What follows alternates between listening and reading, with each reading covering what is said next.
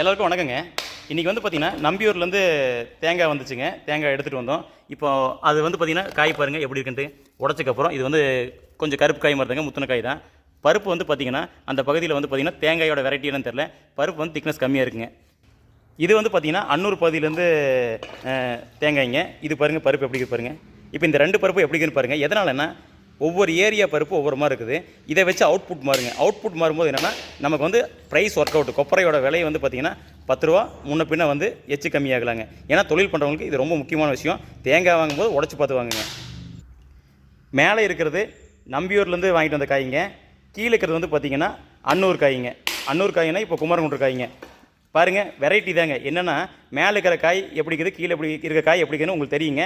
கொப்பரை தொழில் பண்ணுறவங்கள தான் நீங்களே யோசிச்சு பாருங்கள். தெரியாதவங்க கூட பார்த்தா தெரிஞ்சுக்கலாங்க. இந்த பருப்போட திக்னஸ் வச்சு தான் அவுட்புட் வரும். அப்போ அந்த அவுட்புட் தான் நமக்கு ரொம்ப முக்கியங்க. இப்போ வந்து மேலே இருக்கிறது நம்பியூர் காய், கீழே இருக்கிறது வந்து பார்த்திங்கன்னா அன்னூர் காய்ங்க. நமக்கு வந்து பார்த்திங்கன்னா உங்களுக்கு வித்தியாசம் தெரியும். கீழே இருக்கிறது பருப்பு பெருசாக இருக்குது, மேலே இருக்கிறது பருப்பு சின்னதாக இருக்குதுங்க.